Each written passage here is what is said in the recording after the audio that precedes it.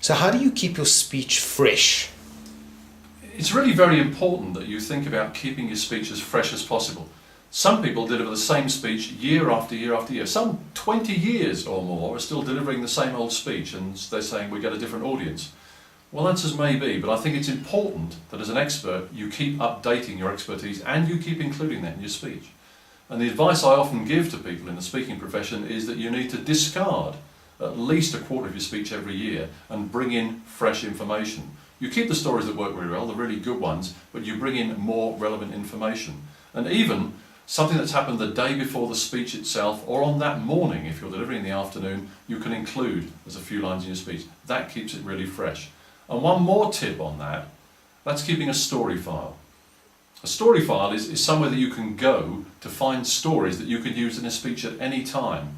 I advise all speakers to keep a story file. You can keep it electronically, you can keep it on paper, you could even keep it in an audio form if you've got a voice recorder on your phone. The important thing is that every time you come across a story that you can use in your speech, you record that, you record the point that it makes, and when you've got a speech to make next time, you can bring in one of those stories and keep your speech really fresh. But Alan, nothing ever happens to me. Things happen to you, Paul, they happen to me. Things happen all the time.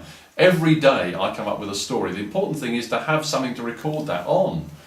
And you're always going to find a story, whether it's good or bad customer service, whether it's something that you saw across the street, something you even saw on television. Stories happen all the time. Make sure you keep an eye on your story file. You're always going to have a fresh speech.